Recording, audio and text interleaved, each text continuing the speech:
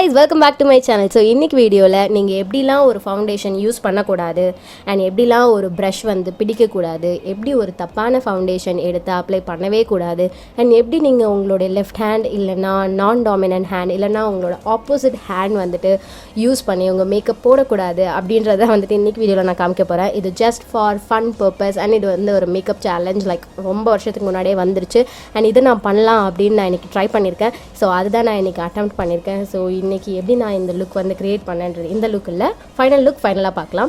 So நான் first வந்துட்டு ஒரு ப்ரைமர் வாட்டர் வந்து என் ஃபேஸில் வந்து ஸ்ப்ரிட்ஸ் பண்ணிக்கிறேன். அகைன் நீங்கள் பார்த்தீங்கன்னா நான் என்னோட லெஃப்ட் ஹேண்ட் தான் வந்து யூஸ் பண்ணிகிட்ருக்கேன்.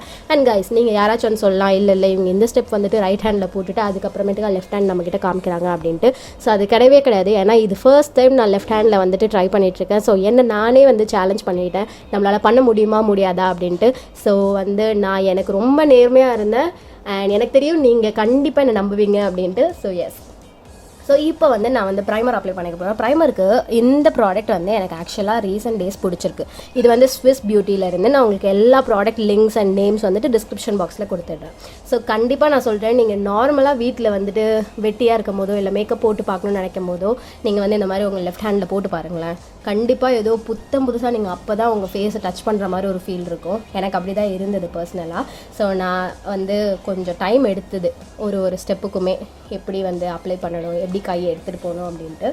ஸோ எஸ், இப்போ வந்து மறுபடியும் ப்ரைமர் அப்ளை பண்ணிட்டு இன்னொரு வாட்டி ப்ரைமர் வாட்டர் வந்து ஸ்ப்ரிட்ஸ் பண்ணிவிட்டு ஒரு ஆரஞ்சு கரெக்டர் எடுத்து அப்ளை பண்ணுறேன். ஆரஞ்சு கரெக்டருக்கு நான் புதுசாக இந்த NYB கன்சீலர் யூஸ் பண்ணேன். நான் எப்படி அந்த ஸ்டிக்கை வந்து பிடிச்சிருக்கேன்னு பாருங்களேன். பிடிக்கிறதே வந்து ஒரு பெரிய டாஸ்க்காக இருந்தது. அண்ட் இந்த ஸ்டிக்கோட ப்ராடக்ட்டில் வந்து பார்த்தீங்கன்னா மேல் லேயர் வந்து ரொம்ப ட்ரையாக இருந்தது. ஸோ நான் டேரெக்டாக ஃபஸ்ட் டைம் அப்ளை பண்ணுறதுனால டேரெக்டாக அப்ளை பண்ணிட்டேன். நீங்கள் வந்து சப்போஸ் இந்த மாதிரி புது ப்ராடக்ட் ஏதாவது யூஸ் பண்ணிங்கன்னா டிஷ்யூ பேப்பரோ இல்லை கையிலையோ கொஞ்சமாக அந்த டாப் லேயரை ஸ்க்ராச் பண்ணி எடுத்துகிட்டு அதுக்கப்புறம் நீங்கள் உங்கள் ஃபேஸில் பண்ணிங்கன்னா சாஃப்டாக க்ரீமியாக ப்ராடக்ட்ஸ் வந்துட்டு டெபாசிட் ஆகும். ஸோ என் ஃபேஸ் வந்து பார்த்தீங்கன்னா டேன் ஆகி, என் ஃபேஸ் விட என் கை நீங்கள் பார்த்தீங்கன்னா கண்ணாப்பினான்னு டேன் ஆகி போய் கிடக்கு. என் கை என் கால் வந்து எப்பயுமே வந்து என் ஃபேஸ் விட கொஞ்சம் டார்க்காக தான் இருக்கும். அண்ட் இப்போது பயங்கர டார்க்காக இருக்குது. ஸோ சம்மர்னால் வர விளைவுகள் இதெல்லாம். ஸோ நெக்ஸ்ட் வந்து நான் பவுடர் அப்ளை பண்ணுறேன். இதை வந்து நான் என்னோடய ரைட் ஹேண்டில் கொட்டி ப்ரஷ்ஷால் பிடிச்சு, ஸோ ப்ரஷ்ஷில் நான் பவுடரை எங்கே வந்து எடுத்தனே தெரியல. நான் வந்து யூஸ்வலாக என்ன பண்ணுவேன், ஒரு சைடில் தான் பவுடரை எடுத்துகிட்டு எனக்கு எங்கே தேவையோ அங்கே தான் அப்ளை பண்ணுவேன். இதில் பார்த்திங்கன்னா நான் நேராக கொண்டு போய் என் வாயில் தான் எல்லா பவுடரையும் ஃபஸ்ட்டு அடித்தேன். ஸோ இந்த மாதிரி வேலையெல்லாம் நீங்கள் வந்துட்டு சும்மா டைம் பாஸ்க்கு பண்ணணும் அப்படின்னு நினச்சா மட்டும் பண்ணுங்கள். அண்ட் உங்களுக்கு ரைட் ஹேண்டில் ஏதாவது ப்ராப்ளம் அப்படின்னா மட்டும் பண்ணுங்கள். இல்லைனா வந்துட்டு எங்கேயாவது வெளியில் கிளம்பும் போதில் அதை ட்ரை பண்ணிடாதீங்க. ஸோ எஸ், நெக்ஸ்ட் ஃபவுண்டேஷனுக்கு வந்து நான் இந்த ஃபவுண்டேஷன் என்னத்தை மனசில் வச்சு எடுத்தேனே சத்தியமாக எனக்கு தெரியல. நான் வந்து ஃபுல் கான்சன்ட்ரேஷன் வந்துட்டு லெஃப்ட் ஹேண்ட்லேயே தான் பண்ணணும், தெரியாமல் கூட ரைட் தொட்டுறக்கூடாது மட்டும் ரொம்ப கான்ஷியஸாக இருந்தேன். அது மட்டும் எனக்கு ஞாபகம் இருக்குது. ஸோ அப்படி யோசிச்சுட்டே இந்த ஃபவுண்டேஷன் எடுத்துகிட்டு வேகமாக, அதுவும் நான் எப்பயும் ஃபவுண்டேஷனை இப்படி முதல்ல அப்ளை பண்ணவே மாட்டேன் என் ஃபேஸில். ஃபஸ்ட்டு ஏன் அப்படி அப்ளை பண்ணேன்னு தெரில. நெக்ஸ்ட்டு இது என்னோடய ஷேடே கிடையாது. எனக்கு நல்லா தெரியும் வெட்டன் வைல்டில் டாஃபி ஷேடு என்னோடய ஷேட் கிடையாதுன்னு எனக்கு கண்டிப்பாக தெரியும். அதையும் மீறி நான் எதுக்கு ஃபஸ்ட்டு அந்த ஃபவுண்டேஷன் எடுத்தேன்னு சத்தியமாக எனக்கே தெரில.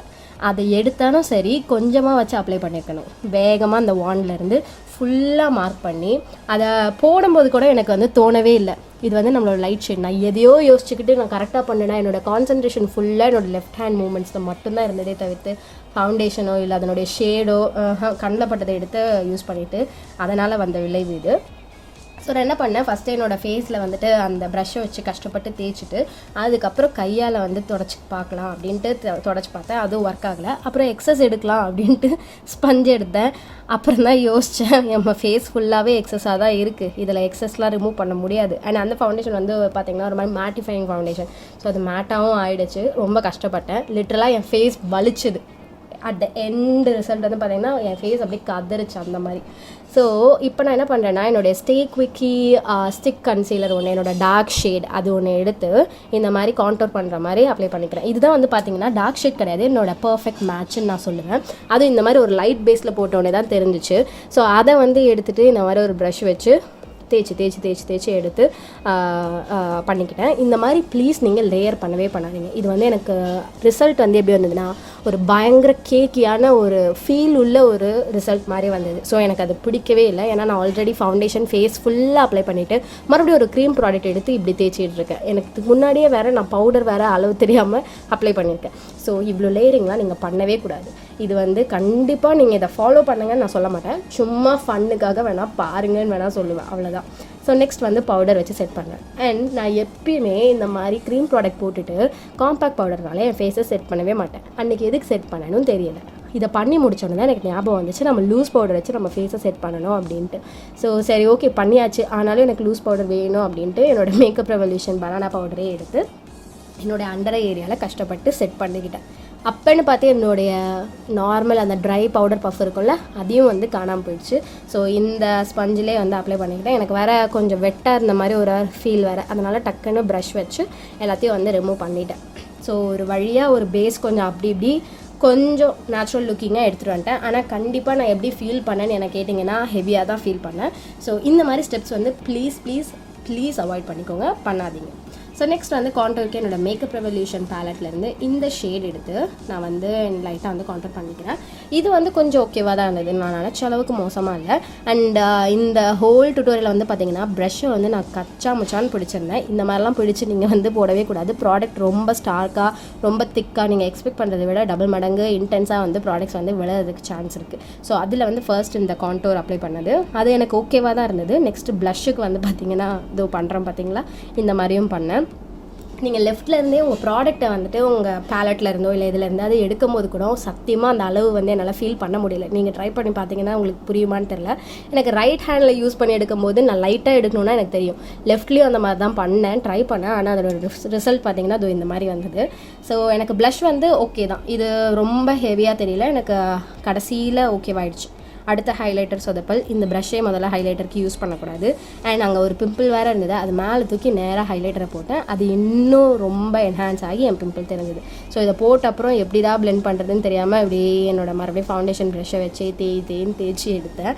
அதுக்கப்புறம் அந்த பிம்பிளில் இருக்க மார்க்கையும் அந்த ஹைலைட்டரையும் சரி பண்ணுறதுக்காக நல்லா வந்து பிளெண்ட் பண்ணி எடுத்தேன். ஆனால் பிளெண்டிங்க்கு மட்டும் இந்த லுக்குக்கு ஒரு 1 hour நான் வந்து ஸ்பெண்ட் பண்ணியிருப்பேன். எல்லா ஸ்டெப்பையும் கம்பைண்டாக சொல்கிறேன். நெக்ஸ்ட் ஐப்ரோஸ்க்கு வந்துட்டு கண்டிப்பாக ப்ரஷ் வச்சு ஆங்குலர் ப்ரஷ் வச்சு அப்படிலாம் நம்மளால் பண்ண முடியாதுன்னு எனக்கு தெரிஞ்சு போச்சு. ஸோ நேராக ஒரு பென்சில் வச்சு இந்த மாதிரி வந்து ஈஸியாக அப்ளை பண்ணுறதுக்கு ட்ரை பண்ணேன். அண்ட் இதுவுமே வந்து பார்த்திங்கன்னா ரொம்ப ப்ரிசைஸ்டாக வராது. நான் சும்மா கொஞ்சம் டார்க் பண்ணணும், ஐப்ரோஸ் ஃபில் பண்ணணுமே அப்படின்ட்டு பண்ணது. முடிஞ்ச அளவுக்கு நான் யூஸ்வலாக பண்ணுற ஸ்டெப்ஸ் எல்லாமே தான் வந்துட்டு இந்த சேலஞ்சுக்கு வந்துட்டு ட்ரை பண்ணியிருந்தேன். ஸோ நெக்ஸ்ட் வந்து ஐ ஷேடோ பார்ட். அதுக்கு முன்னாடி நம்ம வந்து ஐலிடை வந்து ரெடி பண்ணிக்கிறோம். என்னோடய கையால் கன்சீலர் எடுத்து இந்த மாதிரி அப்ளை பண்ணிக்கிறேன். நான் ஃபஸ்ட்டே ஃபவுண்டேஷனுக்கே என்னோடய கையாலே அப்ளை பண்ணியிருந்துருக்கணும், சேஃபாக கேம் முடிஞ்சிருக்கும். தேவையில்லாமல் அந்த வாண்டோடே எடுத்து பண்ண வேலை. இந்த ஸ்டெப் பண்ணும்போது தான் நான் அதை ரியலைஸ் பண்ணேன், ஆக்சுவலாக இதை நம்ம கையாலே பண்ணியிருந்துருக்கலாம் அப்படின்ட்டு. ஸோ எஸ், ஆனால் நமக்கு இன்னொரு ஒரு சேலஞ்ச் இருக்கும், ஃபுல் ஃபேஸ் கையால் மேக்கப் பண்ணுற மாதிரி. ஸோ அதையும் நான் வந்து ட்ரை பண்ணலாம் அப்படின்ட்டு இருக்கேன். ஸோ தெரியல. நெக்ஸ்ட் வந்து இப்போ ஐஷேடோ பார்ட்டுக்கு போகிறோம். ஸோ என்னோடய makeup revolution dance on the floor, something on the floor, இதை வந்து அடுத்து லெஃப்ட் ஹேண்டில் பிடிச்சி காமிக்கிறது வந்து இன்னொரு பெரிய போராட்டம் ஆகிடுச்சு. நான் வச்சுட்டு இப்படி வர்றதுக்குள்ளே ப்ரஷ்ஷு தானாக பக்கத்து கலர் போயிட்டு மறுபடியும் இங்கே வந்தேன். ஸோ இந்த மாதிரி நிறைய வேலை பண்ணிகிட்டு இருந்தேன். அதெல்லாம் காமிக்கிறதுக்காக கஷ்டப்பட்டு உங்களுக்கு எடிட் பண்ணி வச்சுருக்கேன். அண்ட் நான் வந்து இது ஸ்பீட் வந்து உங்களுக்கு நான் கொஞ்சம் ஃபாஸ்ட் ஃபார்வர்ட் மாதிரி பண்ணியிருக்கேன், ஓகேவா. நான் வந்து லிட்ரலாக யூஸ்வலாக ஃபுல் ஃபேஸ் மேக்கப் வந்து 1 hour முடிச்சிருவேன். ஆனால் இந்த லுக் வந்துட்டு 2 hours ஆச்சு, டபுள் த அமௌண்ட் ஆச்சு டைமு. நான் பொறுமையாக இங்கே தான் வைக்கிறேன்னா அங்கே தான் வைக்கிறேன்னா ப்ராப்பராக பிளெண்ட் பண்ணலாம் பார்த்து. அண்ட் ப்ரஷ் வந்து பார்த்திங்கன்னா எங்கே பிடிச்சிருக்கேன் பாருங்கள். அப்படி பிடிச்சி நீங்கள் ரைட் ஹேண்டில் போட்டிங்கன்னா சும்மா கலர் அப்படியே கண்ணா பின்னான்னு உங்களோட லிட்டில் போகும், ஒழுங்காகவே பிளெண்ட் ஆகாது. என்னமோ தேங்க் காட் அன்றைக்கி என்னோடய ட்ரான்சிஷன் ஏரியா மட்டும் ஒழுங்காக ஒர்க் ஆகிடுச்சு. ஆனால் அதுக்கப்புறம் ஒரு பர்பிள் கலர் எடுத்து அந்த ஆரஞ்சுக்குள்ளேயே லைட்டாக போட்டு பிளெண்ட் பண்ணேன். அது அவ்வளோவா ஒர்க் ஆகலை, ஆனால் அதனுடைய விட்டுட்டேன், அதுக்கு மேலே அதை கெடுக்க வேணாம் அப்படின்ட்டு. ஸோ நெக்ஸ்ட் ஒரு ஷிம்மர் பிளாக் ஷேட் எடுத்து அது வந்து ஒரு மாதிரி கிரேஷ் பிளாக், ஓகே, அதை வந்து கையால் எடுத்து அப்ளை பண்ணிட்டேன். இது வந்து ஹானஸ்ட்டாக எனக்கு ரொம்ப கஷ்டமாக இல்லை, ஏன்னா நான் ரைட் ஹேண்டில் இந்த மாதிரி கையில் வந்து அப்ளை பண்ணியிருக்கேன். எனக்கு லெஃப்ட் ஹேண்ட் வந்து ரொம்ப கஷ்டமாக இல்லை இந்த ஸ்டெப். ஸோ ஈஸியாக வந்து அப்ளை பண்ணிவிட்டு அந்த எண்டெல்லாம் என் கையாலே வந்துட்டு லைட்டாக அப்படியே பிளெண்ட் பண்ணி எடுத்துக்கிட்டேன். ஸோ இதுதான் என்னோடய ஐலிட் பார்ட்டு. அதுக்கப்புறம் முடிஞ்ச அளவுக்கு கஷ்டப்பட்டு இன்னர் கார்னர் டச் பண்ணேன். அப்புறம் இந்த ஸ்டெப் வந்து ஆக்சுவலாக நான் ஆல்ரெடி பண்ணிட்டேன், ஆனால் கேமரா ஆன் பண்ண மறந்துட்டு பண்ணேன். ஸோ மறுபடியும் உங்களுக்கு பண்ணி காமிக்கிறேன். ஒரு லைட்டாக சில்வர் ஷேட் எடுத்து ஐலிட் நடுவில் அப்ளை பண்ணிவிட்டு இப்போ பாருங்களேன் எந்த கையில் வந்து பிளெண்ட் பண்ணுறதுன்னு திணறிட்டு இருந்தேன். ஏன்னா மீதி விரலெல்லாம் வந்துட்டு வேறு கலர்ஸ் எடுத்துட்டேன், அந்த லைட் கலர் மிக்ஸ் ஆகிடக்கூடாது அப்படின்ட்டு அதை கவனித்து பண்ணுறதுக்குள்ளே உட்காந்து அப்படியே வீணை வாசிச்சுட்டு இருந்தேன் காற்றுலே. ஸோ அந்த மாதிரி கொடுமை வேலையெல்லாம் நடந்துகிட்டு இருந்துச்சு. ஆனால் சீரியஸாக ஃபன்னாக இருந்தது. உங்களுக்கு டைம் பாஸ் ஆகணும் வீட்டில் சும்மா இருக்கும்போது அப்படின்னா நீங்கள் இந்த மாதிரி எதாவது ட்ரை பண்ணலாம். ஸோ நெக்ஸ்ட் காஜல் வந்துட்டு நான் இந்த ஸ்டெப்புக்கு நிஜமாக ரொம்ப பயந்தேன், கண்ணை குத்த போகிறேன் அப்படின்ட்டு. ஆனால் உண்மையாக கொஞ்சம் சேஃபாகவே போட்டுட்டேன், ரொம்ப கஷ்டப்படலை இந்த ஸ்டெப்பு, நான் நினச்ச மாதிரியும் இல்லை. அண்ட் அதுக்கு இன்னொரு மெயின் ரீசன் வந்து பார்த்திங்கன்னா அந்த காஜல் கூடம், ஏன்னா அது கொஞ்சம் க்ரீமியான ப்ராடக்டாக ஸோ அது மட்டும் நான் கொஞ்சம் பார்த்து தான் எடுத்தேன், கொஞ்சம் ஈஸியான காஜலாக எடுத்து பண்ணலாம் அப்படின்ட்டு. ஸோ ப்ளம் காஜல் வந்துட்டு எனக்கு கொஞ்சம் ஹெல்ப் பண்ணுச்சு. வேறு என்ன பண்ணேன், இதே வந்துட்டு ஸ்மச் பண்ணி எடுத்துகிட்டு அடுத்து அப்பர் வாட்டரில் இன்னுமே போட்டுக்கிட்டேன். நெக்ஸ்ட் ஐலைனர் பார்ட், நான் வந்து சேஃப் கேம் விளாண்டுருந்துருக்கணும் அப்படின்னா ஐலைனர் பார்ட்டை கண்டிப்பாக விட்டுருந்துருக்கணும். ஆனால் நான் அன்றைக்கி என்ன பண்ணேன், நம்ம ஐலைனர் வச்சு தான் பார்ப்போமே, வேறு எப்போ தான் வைப்போம் லெஃப்ட் ஹேண்ட்லன்ட்டு ட்ரை பண்ணேன். ஸோ நான் நினச்ச அளவுக்கு மோசமாக வரல, ஆனாலும் ரொம்ப க்ளீனாலாம் வரல. எனக்கு பிடிச்சதுன்னெலாம் சொல்ல மாட்டேன், கொஞ்சம் கடக்கா முடக்கான்னு தான் வந்தது. நான் ரொம்ப தின் லைன் பண்ணலான்னு நினச்சேன், ஆனால் கொஞ்சம் திக்காக நான் எக்ஸ்பெக்ட் பண்ணதை விட திக்காக தான் போச்சு. பட் பரவாயில்ல, ரொம்ப மோசமாக இல்லை நான் சொன்ன மாதிரி. ஆனால் கண்டிப்பாக கிராங்கியாக தான் இருந்தது, க்ளீனாக இல்லை. நெக்ஸ்ட் வந்து மஸ்காராக்கு நான் என்னோடய வெட் அண்ட் வைல்ட் மஸ்காரா வந்து அப்ளை பண்ணேன். அண்ட் மஸ்காராவுமே வந்து பார்த்திங்கன்னா ஒரு 2-3 வாட்டி கண்ணை குத்துனேன். ஆனால் பரவாயில்ல, ரிசல்ட் வந்து நல்லா தான் இருந்தது. நான் போட்டுட்டேன், எப்படியோ மேனேஜ் பண்ணி போட்டுட்டேன், நினச்ச அளவுக்கு சொதப்பில். ஸோ மஸ்காரா, ஐலைனர், காஜல் இதெல்லாம் வந்து சர்ப்ரைசிங்காக, நான் அதுக்கு தான் ரொம்ப பயந்துட்டு இருந்தேன், எப்படா லெஃப்ட் ஹேண்டில் பிடிச்சி போடுவோம் அப்படின்ட்டு. ஆனால் அது சர்ப்ரைசிங்காக கொஞ்சம் சேஃபாக வந்து போயாச்சு கண்ணுக்கும் ஐலாஷஸ்க்குலாம். ஆனால் கண்டிப்பாக மஸ்காரா வச்சு நான் 2-3 வாட்டி குத்திட்டேன் கண்ணை. ஆனால் அது ரைட் ஹேண்டில் போடும்போது நான் வந்து குத்திருக்கேன், ஸோ அது பெரிய ப்ராப்ளம் எனக்கு கிடையாது. நெக்ஸ்ட் ஸ்டெப் மறுபடியும் இந்த ஐலைனரே வந்துட்டு இன்டென்ஸ் பண்ணுறேன், அவ்வளோதான். நிறைய கேப்ஸ் மாதிரி இருந்தது, ஏன்னா ரைட் ஹேண்ட்னால் நமக்கு ஈஸியாக வந்து பண்ண முடியும்ல, லெஃப்ட் ஹேண்டில் வந்துட்டு நிறைய கேப் விட்டு போட்டிருந்தேன். ஸோ அதெல்லாம் வந்து ஃபில் பண்ணி என்னோடய லோவர் லேஷ் லைனையும் கொஞ்சம் இன்டென்ஸ் பண்ணேன், அந்த கேப்ஸ் எல்லாம். ஸோ இது வந்து கொஞ்சம் பார்க்குற மாதிரி ஒரு ரிசல்ட் வந்தது. அதுக்கப்புறம் லிப் லைனருமே வந்து பார்த்திங்கன்னா ஃபஸ்ட்டு நான் கேமரா ஆஃப் பண்ணிட்டு வேகமாக முடிச்சுட்டு தான் பார்த்தேன் கேமரா ஆன் பண்ணல அப்படின்ட்டு. அப்புறம் மறுபடியும் எல்லாத்தையும் அழைச்சிட்டு உங்களுக்கு காமிக்கணுமே அப்படின்ட்டு லிப் லைன் பண்ணிட்டு இருந்தேன். ஸோ ஃபஸ்ட் டைமும் ஓகேவாக தான் வந்தது, டீசெண்டாக தான் வந்தது. செகண்ட் டைமும் ஓகே பரவாயில்லையா வந்துருச்சு. ஸோ அது வரைக்கும் தப்பிச்சிட்டேன். ஸோ இது வந்து பார்த்திங்கன்னா ஃபேஸஸ்லேருந்து ஒரு brown lip liner cafe latte அப்படி. ஸோ லிப்புக்கு வந்துட்டு NYBலேருந்து ஒரு லிப் க்ரையான் எடுத்து வந்து அப்ளை பண்ணிக்கிட்டேன். என்கிட்ட அன்றைக்கி அந்த லிப் க்ரையான் தான் ட்ரை பண்ணணுமா இருந்தது, அதனால் எனக்கு தெரியல, நான் மேபி லிக்விட் லிப்ஸ்டிக் கொஞ்சம் கஷ்டப்பட்டுருப்பேன் அப்படின்ட்டு. ஏன்னா க்ரையான் வந்து கொஞ்சம் ஈஸியாக தான் இருந்தது போடுறதுக்கு, எனக்கு அது தோணவும் இல்லை. லைக் எடிட் பண்ணும்போது தான் நினச்சேன் நம்ம ஏன் லிக்விட் லிப்ஸ்டிக் ட்ரை பண்ணிக்கக்கூடாது அப்படின்ட்டு. ஸோ தெரியல, மேபி நான் தனியாக எப்போயாவது உங்களுக்கு ட்ரை பண்ணிவிட்டு அடுத்த வீடியோ எதுலையாவது அப்டேட் பண்ணுறேன் ஈஸியாக இருந்ததா என்னன்ட்டு. ஸோ அந்த கலர் வந்து கொஞ்சம் பிங்கிஷாக இருந்ததுனால மறுபடியும் என்னுடைய ப்ரௌன் கலர் லிப் லைனரே எடுத்து கலர் வந்து கொஞ்சமாக அப்ளை பண்ணி பிளெண்ட் பண்ணிக்கிட்டேன். ஸோ அடுத்து இந்த ஸ்டெப் பண்ண பார்த்தீங்களா, இது ஒரு மிக தவறான ஒரு ஸ்டெப்பு, இதை நான் பண்ணியிருக்கவே கூடாது. மறுபடியும் இன்னொரு லேயர் பவுடர் வந்து லேயர் பண்ணிக்கிட்டேன்.